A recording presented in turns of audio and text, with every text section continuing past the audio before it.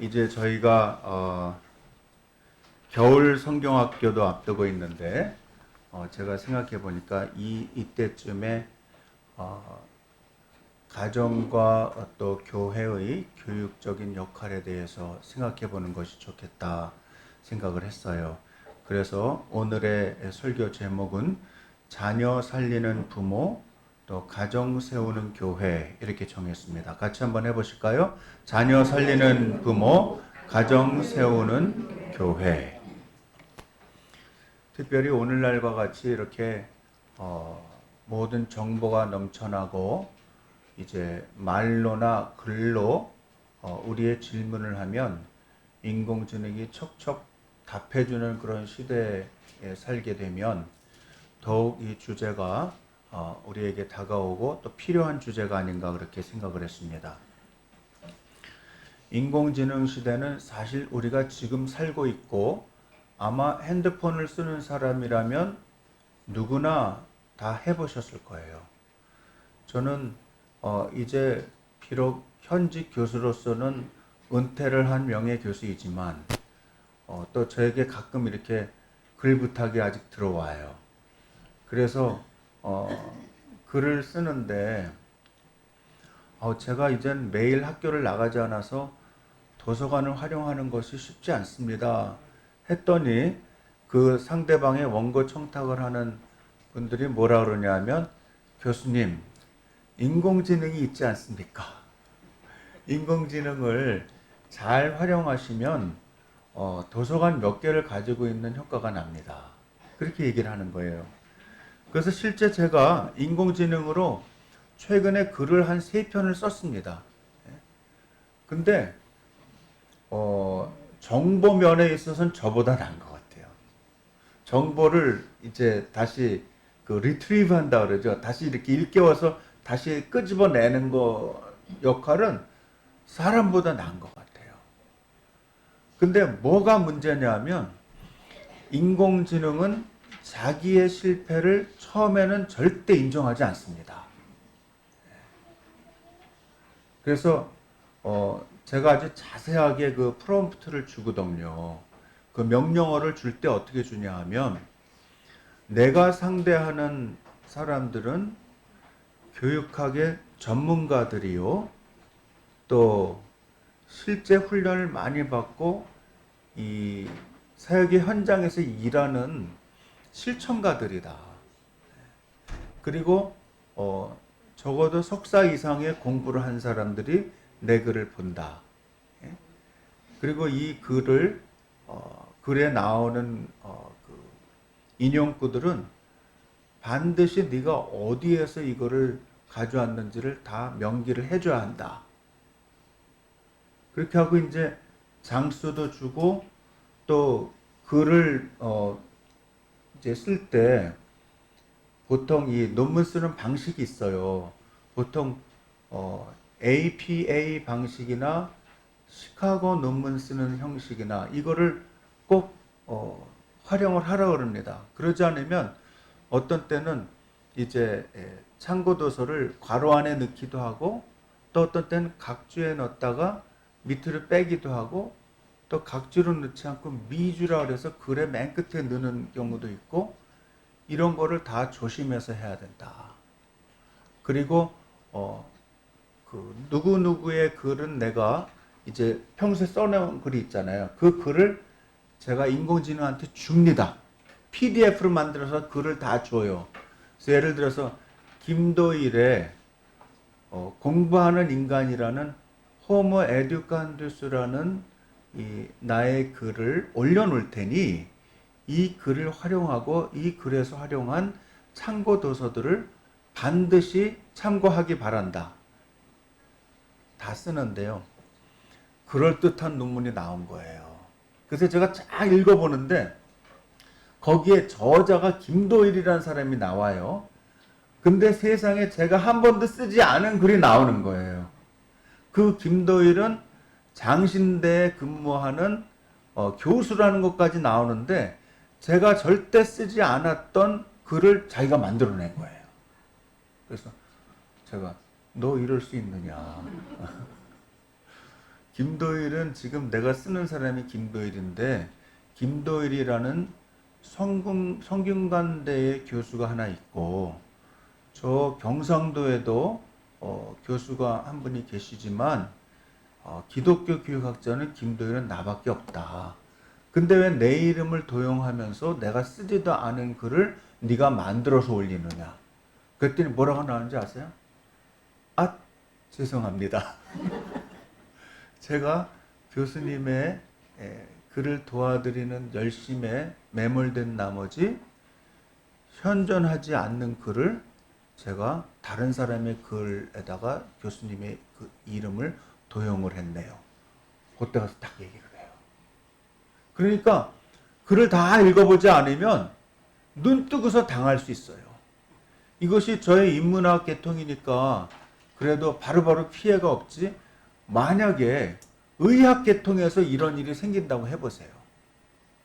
그러면 있지도 않은 방정식에다가 있지도 않은 화학 기호를 자기가 막 갖다 붙여가지고 새로운 학설을 만들어낼 수 있다. 그게 맞을 수도 있지만 틀릴 확률이 훨씬 더 높다는 거예요. 그러니까 이 인공지능 시대에는 사람이 더 정신을 차리고 있어야 돼요.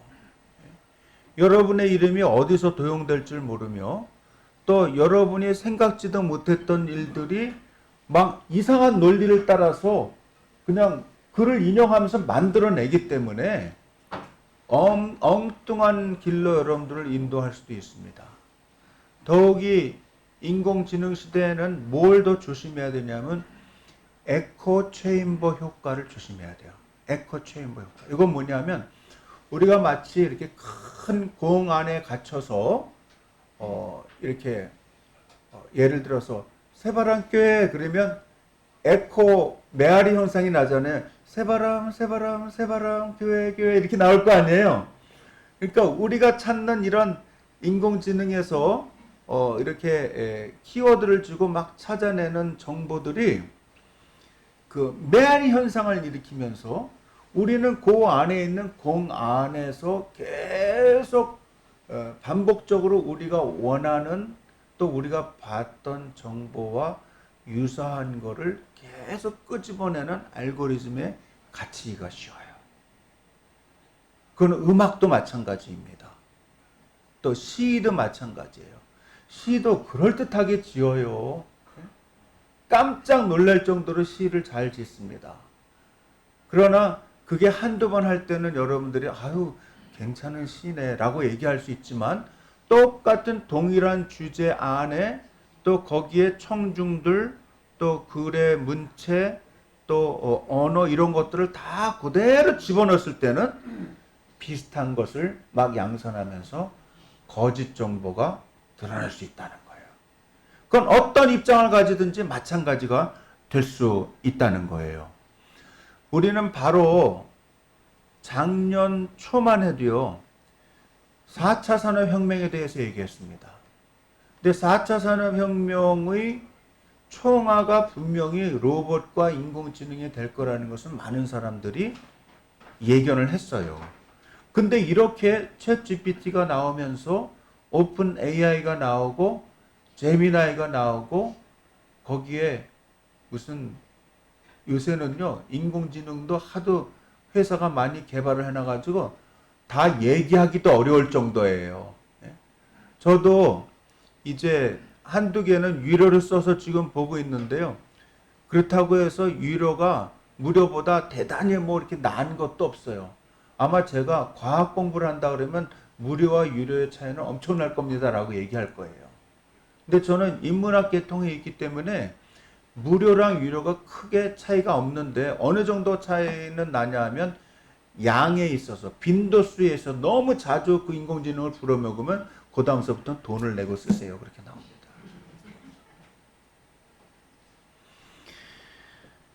AI가 인간의 지적 노동을 대신하고 기계가 인간의 창의성까지 흉내를 내고 있는 시대에 우리가 살고 있습니다. 근데 여기서 우리 부모님들이 한 가지 마음 한구석에 불안함이 자리 잡고 있는데 그게 뭐냐 하면 이런 질문 드릴 거예요. 과연 우리 자녀들이 인공지능과 경쟁하는 시대가 올 텐데 분명히 우리 자녀들이 살아남을 수 있을까? 기계가 모든 답을 주는 시대에 신앙이 과연 무슨 의미가 있을까? 그런 질문을 던져볼 수 있습니다. 영적인 지식이 인공지능이 없냐면 그렇지도 않아요. 영적인 지식의 어떤 그 여러 데이터들은 이미 축적이 많이 되어 있기 때문에 우리가 공부하고 더 들어갈 수 있는 영의 세계까지는 인공지능이 모른다 할지라도 거기까지 올라갈 때는 지식이 많은 것을 축적하고 있거든요. 이미 그건 다 알고 있어요. 안다기보다는 그런 이 데이터를 이 슈퍼컴퓨터의 이 데이터 안에다가 이미 쌓아놓고 있다는 거예요. 그 끄집어 쓰는 거는 그렇게 어렵지가 않아요. 그 끄집어 쓸 때 전기가 많이 들기 때문에 앞으로 인공지능은 전기 싸움이라고 얘기하는 게 바로 거기에 있는 겁니다.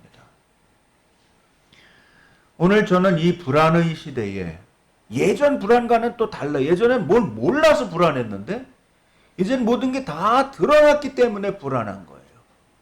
또 선생이라고 하는 또 어른이라고 하는 그 입장에 있으면 그 아이들보다 미리 그 길을 가봤기 때문에 선생이라고 할 수 있었어요. 또 어르신이라고 할 수 있었어요. 왜냐하면 그 지식을 이미 우리가 대해봤기 때문에. 그러나 그 모든 지식은 이미 다 모든 사람에게 다 오픈이 되어 있다는 거예요. 먼저 끄집어낼 수 있고 끄집어내는 핵심어를 잘 톱할 수 있는 사람에게는 이 모든 지식은 다 열려 있다는 거죠. 진정한 인재로 우리 자녀를 어떻게 키울 수 있을까? 저는 제가 인공지능이 오기 전에 오렌지 가교 사역을 해야 된다 그렇게 주장한 바 있어요. 오렌지 가교 사역. 한번 잘 들어보세요. 그게 뭔지. 위기의 본질은 뭐냐 하면 지식의 홍수 시대는 분명히 왔는데 이 지식이 저기엔가 somewhere out there에 지식은 있는 거예요. 예전에도 있었어요. 근데 예전에 그걸 끄집어내는 기술이 없었다 뿐이지. 이제 끄집어내는 기술을 다 가지고 있고 실제로 지식의 홍수 시대에 지금은 살고 있는데 오히려 사람들은 길을 잃어버렸다는 겁니다. 현대사회 위기는 지식이 없어서가 아니고 어찌 보면 너무 많아서 문제가 됩니다. 홍수가 났는데 마실 물은 없는 거예요. 현대 교회 교육은 세상 교육과 점점 어떻게 보면 공적 교육과 분리가 되기를 시작했어요. 무엇보다 교회와 가정사의 괴리가 너무나 깊어지고 있습니다. 우리나라가 지금 여러모로 어떻게 보면 막 앞서 나가고 그 첨단 그 기술을 많이 빨리 받아들인 나라인 거는 분명해요. 근데 너무 똑같은 부부가 이 우리나라를 떠나서 무슨 캐나다나 미국이나 유럽이나 또 다른 아시아 땅에 가면은 아기를 많이 낳는데 우리나라는 너무 경쟁이 치열하고 아이 낳는 게 너무 힘들다 보니까 젊은 분들이 아기 낳는 거를 굉장히 꺼려하고 또 실제 힘든 것이 사실입니다. 많은 유럽 나라들이 이제는 결혼하지 않고 남녀가 살면서 아기를 낳아도 그 아이에게 많은 혜택을 주고 있다는 소식을 들어요. 우리는 절대 그런 일 없을 거야. 우리는 그런 비도덕적인 거는 우리나라는 받아들일 일이 없을 거야. 근데 우리가 얼마나 견딜 수 있을까요? 많은 나라 사람들을 우리가 데려다가 어떻게 보면 모셔다가 노동을 하게 하고 그런 일을 더 많이 하지 않는다면 우리는 노동력은 분명히 부족할 거예요. 어떻게 해야 될까요? 차별금지법으로 계속 두드려 막는다고 해서 그게 될까요? 이게 지금 굉장히 어려운 상황에 우리나라가 지금 처해 있는 것은 사실입니다. 예전보다 부모님과 함께 하지 않는 자녀들의 수가 많아지기 시작했어요. 예전에는 나이 먹고 직장 없고 그래서 독립하는 경우가 많았지만 시집장가 가서 요즘에 그러기 전에 나가는 아이들이 굉장히 많아지고 있습니다. 인공지능은 방대한 데이터를 순식간에 처리하지만 왜 살아야 하는가? 우리 삶의 진정한 목적은 무엇인가? 또 무엇이 진정 참이란 말인가에 대해서는 인공지능이 쌓아놓은 어디엔가 있는 그 답들을 갖다 얘기해 줄 수는 있어도 도덕적인 판단을 내리고 그 판단에 의거해서 결단하고 사는 것까지는 도와줄 수 없는 겁니다. 그래서 도덕적 가치가 굉장히 혼란해진 사회에 우리가 살고 있다는 겁니다. 우리 자녀들은 지금 정보의 홍수 가운데서 굉장히 혼란하게 정체성의 혼란을 겪으면서 살고 있어요. 성적이 곧 신분이 되는 입시 위주의 인생관 속에서 아이들의 영혼은 점점 더 메말라져 가고 있는 것입니다. 그래서 바로 이 점이 우리가 가정과 교회라는 두 기둥을 다시 세워야 되는 그 지점이 된다 하는 겁니다. 제가 아까 오렌지 전략을 얘기했잖아요. 오렌지 가교 사역 얘기했잖아요. 그 오렌지는 뭐냐 하면 제가 만든 건 아닌데요. 저도 이제 누군가가 만든 거를 좋다고 생각해서 가서 컨퍼런스도 참여해보고 근데 너무 좋아요. 그게 뭐냐면 첫째 노란색으로 상징되는 기관을 가정으로 본 거예요. 노란색. 자녀의 정서와 인격이 형성되는 따뜻한 보금자리를 노란색으로 상징되는 가정으로 본 것입니다. 그 교회는 빨간색이에요. 여기는 성령의 역사가 있고 또 변하지 않는 복음의 진리를 전해주는 열정의 보루입니다. 차갑고 비인간적인 이 인공지능 시대에는 이 오렌지 사역이 더 많이 펼쳐져야 된다고 저는 생각해요. 가정과 교회가 힘을 합쳐야 돼요. 그래서 저는 사실 우리 새바람교회 이제 저도 꽤 오래 있었잖아요. 조금 과장하면 거의 4반세기를 제가 이 새바람교회에 있었는데 그 사이에 앉아 계시던 어르신들 중에 돌아가신 분들도 꽤 계시고 또 우리 자녀들이 처음에는 배가 불러서 왔다가 조그만 깐난아기가 있다가 좀 컸다가 나중에 의자에 앉아있는 거 뭐 엄마나 아빠나 비슷하게 크단 말이에요. 즉 그런 상황이 이미 됐고 그래서 우리 교회는 4대가 지금 아직 현존하고 있어요. 4대가. 5대까지는 아닌 것 같아요. 아까 제가 앉아서 손가락으로 이렇게 해봤어요. 여러분들의 가정을 생각하면서 4대가 이렇게 현존하는 교회가 그렇게 많지 않습니다. 그래서 이 오렌지 개념을 가지고 가정과 교회가 협력하는 사역을 해야 된다. 저는 그렇게 생각하고요. 특별히 저는 새바람교회가 무슨 뭐 대형 교회를 성장하거나 중대형 교회를 성장하고 그런 명수에 연연하기보다는 우리 속에 이 4대가 건강하게 살아있는 교회로 만들어가자 하는 그런 캠페인을 하고 싶어요. 우리의 손주들이 또 우리의 연로하신 부모님이 또 우리 자신이 할머니 할아버지가 되고 또 우리 자녀들이 있고 그 자녀의 자녀들이 있는 이 교회. 그래서 가능하면 또 그런 거는 이해는 가요. 매주 주일학교 가서 또 여러 친구들과 같이 막 어울리면서 신앙생활을 하는 그런 거의 중요성도 있잖아요. 그래서 그런 면에서 우리가 좀 경쟁력이 떨어지는 건 사실입니다. 그럼에도 불구하고 어떤 그 추수감사절이랄지 또 성탄절이랄지 또 구정이랄지 한 4번 정도라도 한 3달에 한 번 정도라도 우리가 온 가족이 모이는 것을 자꾸 정례화했으면 좋겠어요. 그래서 아예 미리 그 스케줄을 줘야 됩니다. 자녀들한테도. 야, 너 저 2026년 있잖아. 2월 말 되면 구정이지 않니? 이때는 너희 지금 다니는 그 아이들 교회 학교 다니는 거기서 빼와서 그날은 미리 말씀드리고 새바람교회 가야 하는 날이에요. 라고 미리 말씀을 드리고 비겁하게 그냥 아무 말도 안 하고 쑥 빠지지 말고 요때 연중 4번은 추수감사절, 성탄절, 뭐 새해 맞아서 아니면 뭐 이런 거를 4개 정도 만들어서 그때는 가야 되니까 선생님 아예 꿈도 꾸지 마세요. 저희 아이가 올 것은. 그리고선 그 교회에서도 그걸 미리 알고 준비할 수 있도록 미리 예견하는 게 굉장히 중요하잖아요. 교육할 때는.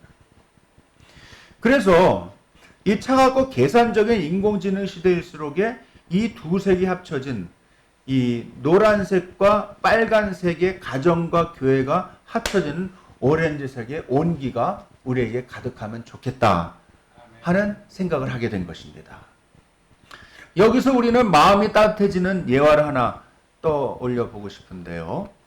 어느 집에 6살 난 손자가 할머니가 무릎을 꿇고 간절히 기도하시는 모습을 이렇게 지켜보고 있었어요. 그러면서 기도가 끝나자 손자가 할머니에게 물어봐요. 할머니, 궁금한 게 있는데요. 스마트폰한테 물어보면 금방 다 알려주는데 뭘 그렇게 힘들게 눈은 감고서는 중얼중얼 하면서 그렇게 기도를 하세요. 그랬더니 할머니가 그 손자를 꽉 안아주면서 뭐라고 얘기했는지 아세요?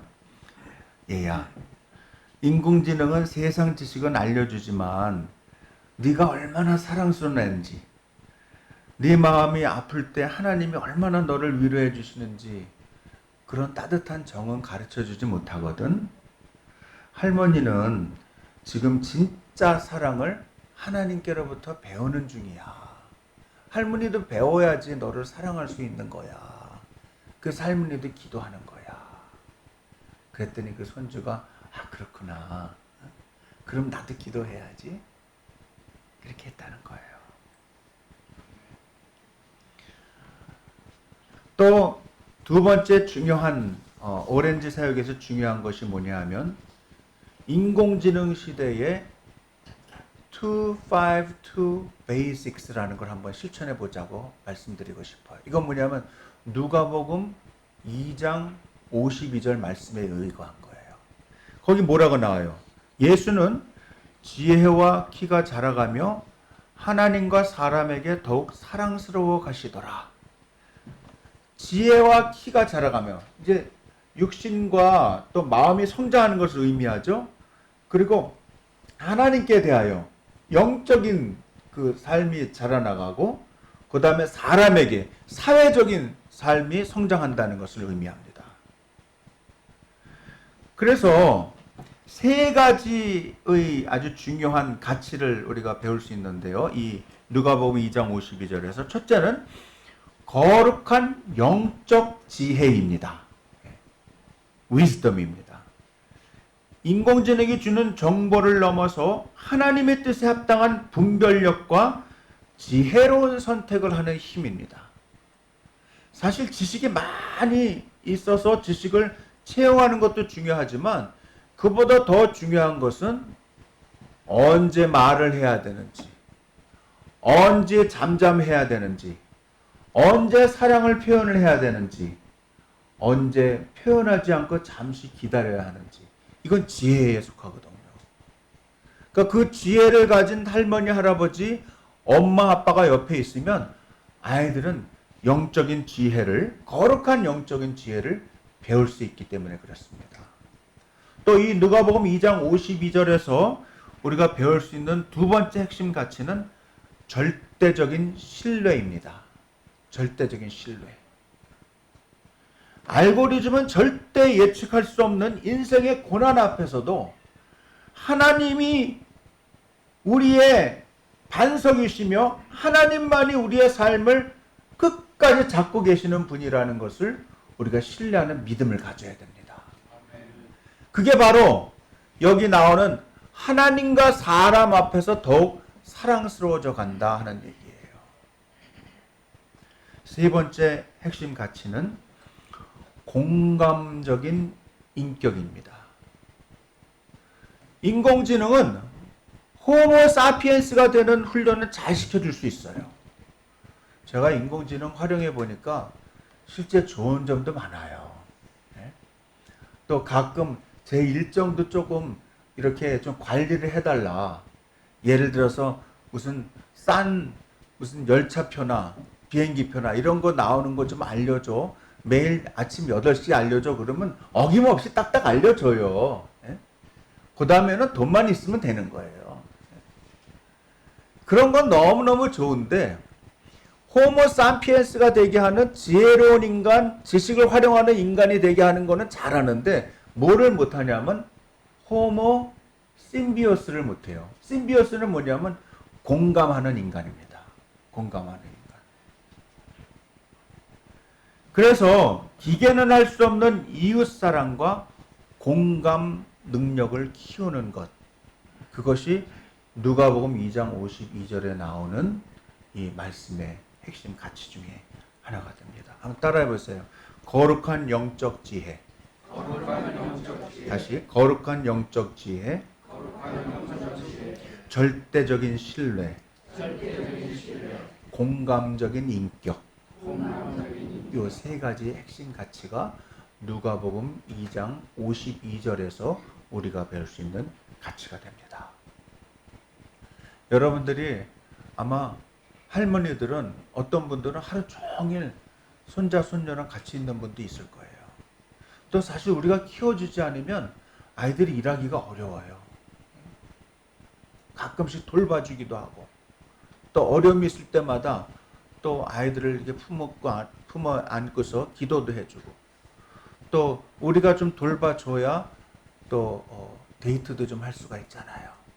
같이 산다고 해서 그냥 사랑이 돈독해지는 게 아니거든요. 같이 사는 사람도 또 데이트라는 걸 또 따로 해야 되더라고요. 예전엔 그런 거 잘 몰랐는데 우리 딸들이 보면 우리가 가끔 이렇게 미국에 가면요. 엄마 아빠가 왔으니까 우리 데이트하러 나간다.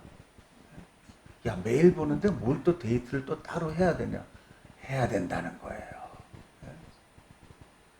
아이들이랑도 하나씩 데리고 나가서 아이들이랑 1대1의 관계를 엄마 아빠가 따로 갖는 것을 보면서 나도 좀 예전에 젊을 때 우리 아이들을 이렇게 좀 키웠어야 되는데 요즘엔 젊은이들에게 많이 배우고 있습니다. 또 이 자녀 살리는 부모, 가정 세우는 교회가 되기 위해서는 이 인공지능 시대일수록에 진정성과 영적 그릿을 배워야 됩니다. 그릿, Grit예요. 진전성, authenticity. 인공지능 시대가 깊어질수록에 세상은 진짜를 찾게 될 것입니다. 진짜.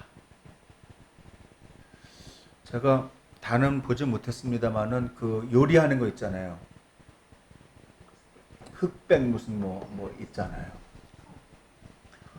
저는 그거 이렇게 막 이거 만들고 막 이렇게 저 음식 재료들 막 자르고 막 이러면서 막 거기 집중하면서 뭐 이렇게 기름도 조금 이렇게 붓고 막 이런 거 보는데 그렇게 눈물이 나요, 저는.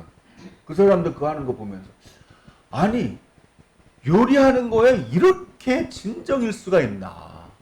어떻게 온 영혼을 그냥 다 거기에 그냥 집중시켜서 요리를 할 수 있는가. 우리는 그냥 배고플 때 빨리 입에다 집어넣어가지고서 배가 그냥 부르는 거에 집중하던 그런 적이 많았는데 이 사람들은 정말 요리를 친정성을 가지고 하는구나.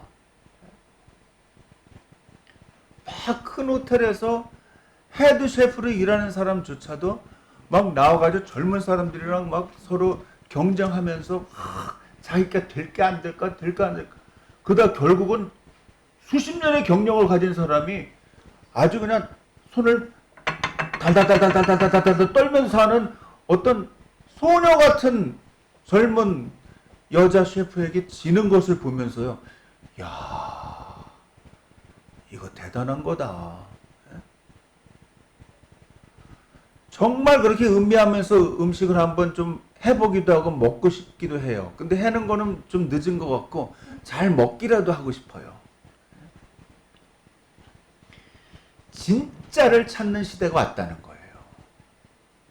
만약에 그거를 막 이렇게 요리하는 모습을 제대로 막 그 현장을 보여주지 않으면서, 아니면 그냥 몇 사람이 짜고서 이 사람이 그래도 좀 경력도 있고 좀 좋은 요리 학교도 나오고 그랬으니까 이 사람을 밀어줍시다 해서 그냥 은근슬쩍 해가지고 이 사람 우승 이렇게 만들었다면 우리가 그거 보지도 않을 거예요. 근데 완전히 오픈해놓고 다 열어놓은 상태에서 그 사람들이 막 만들면서 손 떨리는 것도 보고 막 거기다 국물 흘리는 것도 보고, 예? 자기가 아주 확신이 없어서 한번 먹어보는 것도 보고, 그 막 수많은 사람들이 거기에 있어가지고 전문가도 있지만 비전문가들도 그걸 먹어보고, 그것은 아무런 편견 없이 어떤 사람이 올라간다, 떨어진다, 이거를 평가하는 걸 보면서, 야, 인공지능 시대는 진짜를 판별하는 시대구나, 그런 생각을 했습니다. 신앙생활은 어떨까요? 자기 인식을 바탕으로 하나님 앞에서 정직하고 정말 타인과 투명하게 소통하는 진성 리더십이 필요한 때가 바로 오늘이라고 생각합니다. 여러분, 신앙생활을 그렇게 진정으로 하고 있어요? 하나님 앞에 정말 투명하게 자기를 다 드러내놓고 자기가 하나님 앞에 정말 이 진짜로 살아나가고 있냐 이 말이죠. 진짜 리더십은 오직 복음 안에서 만들어진다는 것을 우리가 많이 배우고 또 이렇게 알고 있잖아요. 그리고 또 감동하는 건 뭐냐 하면, 요즘에 정말 이 경쟁에서 살아남는 사람들 보면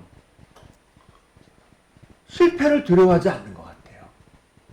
나는 막 평생 동안 했던 사람도 자기 이름표를 가지고서 거기에 떨어진 사람이 놓는 그 이름표 상자에다가 이렇게 놓고서 너무너무 아쉬워가지고 눈에는 눈물이 고여가지고 이러고 정말 아쉽다 그러면서 떠나는 모습을 보면서, 이 프로그램은 어떻게 실패하는 건지도 가르쳐주는구나.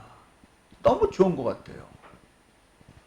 뭐 실패해가지고서는 거기서 그냥 책상을 발로 차고 뭐 이런 놈의 경쟁이 다 있나 그러고서는 막 신경질 내면서 나가는 게 아니고, 오늘 제가 뭐가 좀 부족했어요. 오늘은 제가 졌네요. 그러나 저는 다시 식당으로 가서 내 부엌에서 최선을 다해서 음식을 만들 거예요. 그 결심을 하면서 떠나는 걸 보면서 저 정말 옆에 아내가 앉아 있었지만은 계속 울었어요. 야, 나는 설교를 이렇게 만들고 있나? 나는 글을 쓸 때 이런 자세로 내가 이렇게 하고 있나? 그게 그릿이거든요, 그릿. 그릿은 뭐냐 하면 실패할 용기도 갖는 거예요. 또 실패해도 다시 일어서는 용기예요.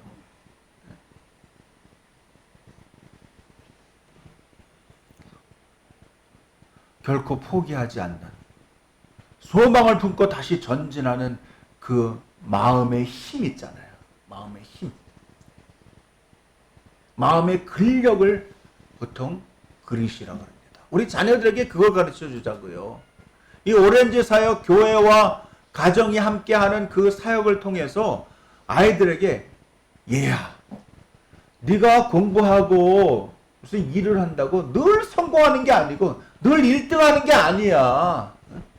아빠도 이 할아버지도 할머니도 늘 1등한 건 아니었지만 여기까지 왔잖니?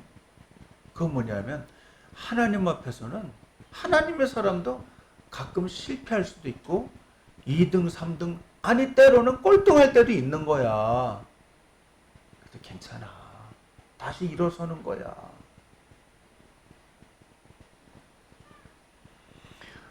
어느 집사님이 실제로 자기 가정에서 매일 금요일 저녁 식탁에서 그릿 시상식을 한다 그럽니다. 상장은 거창한 게 아니고 한 주간 넘어졌어도 포기하지 않고 하나님의 도우심을 구한 사람에게 주는 칭찬 한마디입니다. 상이 칭찬 한마디예요. 수학 점수가 낮아서 속상해하던 아들이, 엄마, 인공지능은 맨날 계산도 안 틀리고 잘하는데 저는 왜 그래요? 라고 물었을 때 엄마가, 아들아, 인공지능은 실패를 모르지만 하나님은 실패를 딛고 다시 일어서는 법을 아는 내 마음을 훨씬 더 귀하게 여기신단다. 오늘 너의 그 포기하지 않는 그 마음, 그릿을 갖고 활동하는 그 마음, 실망하지 않고 다시 일어서는 그 의지, 그걸 하나님은 귀하게 여기시는 거야.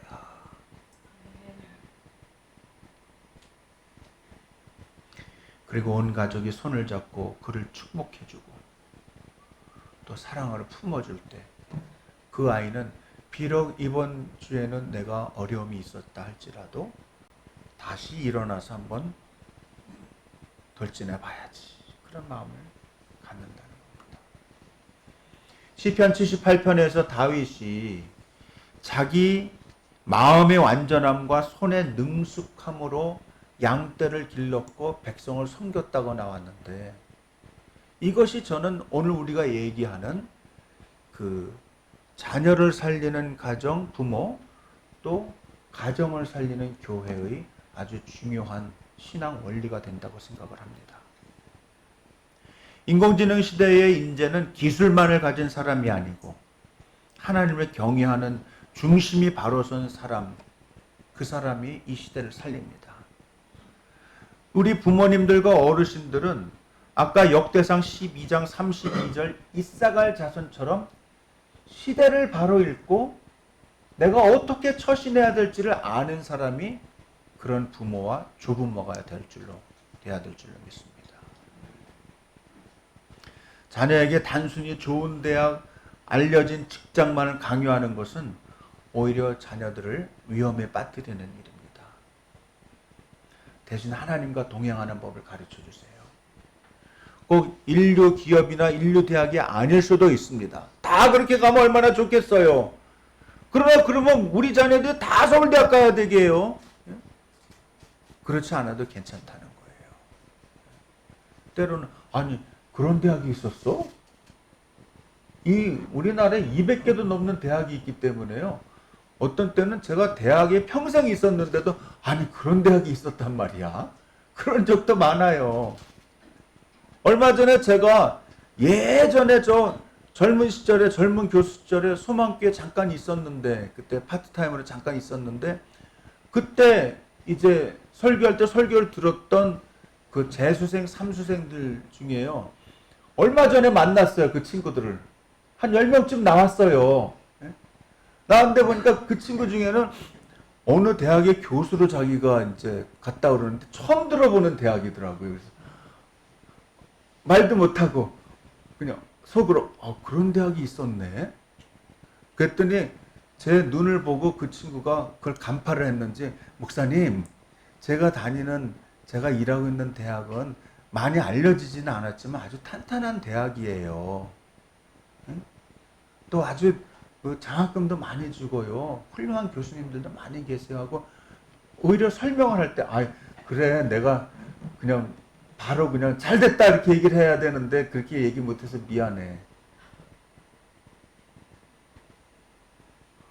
꼭 1등만 할 수는 없는 거 아니에요. 이제 설교를 마쳐야겠습니다. 성도 여러분, 우리 가정을 작은 교회로 또 우리 교회를 든든한 가정의 후원자로 세우시기를 간절히 바랍니다. 부모님들은 또 할머니 할아버지들은 스마트폰에 뺏긴 우리 자녀를 다시 찾아와야 됩니다. 그 신앙의 대화를 시작해 주세요. 그 아이들에게 기도를 가르치는 최고의 방법은 뭔지 아세요? 애들 앞에서 기도하는 거예요. 기도를 해라 얘기하기 전에 애들이 나와보면 그 정한 시간에는 할머니 할아버지가 거실에서 아니면 식탁에서 기도하고 계시는 거예요. 그것보다 더 좋은 교육은 없다는 거죠. 교회는 인공지능 시대에 부모님들이 당당히 신앙 전수자의 사명을 감당하도록 모든 지혜를 모아야 할 것입니다. 저희 교회의 최대 장점이 뭐예요? 첫째, 둘째, 셋째, 넷째 주에 설교하는 목사들이 다 신학교 교수 출신이라는 거 아니에요. 그러니 그걸 좀 특징을 살려야 되겠습니다. 우리 교회에 오면 정말 자녀를 키우고 또 우리 가정이 하나님이 주시는 이 사랑으로 믿음으로 단단해지는 가정이 되는 그런 특징을 가지고 있다고 우리가 당당하게 얘기할 수 있어야 되겠습니다. 가정과 교회가 오렌지 빛으로 연합할 때 우리 자녀들은 이 혼란한 시대를 변혁시키고 하나님의 나라를 확장시키는 위대한 진짜 인재가 될 줄로 믿습니다. 이 영광스러운 부름에 응답하는 여러분의 가정과 새바람 교회가 되기를 간절히 바라면서 설교를 마치고자 합니다. 기도하겠습니다.